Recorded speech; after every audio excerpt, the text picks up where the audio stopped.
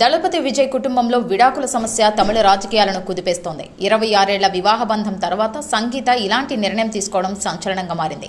విజయ్కి ఒక నటితో వివాహితర సంబంధం ఉందని, దానివల్లనే తాము విడిపోతున్నట్లు పిటిషన్లో సంగీత పేర్కొన్నారు.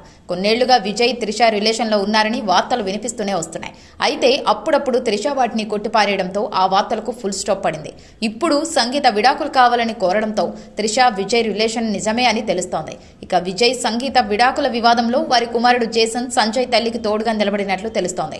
జేసన్ తన ఇన్స్టాగ్రామ్ లో విజయ్ ని అన్ఫాలో చేశాడు.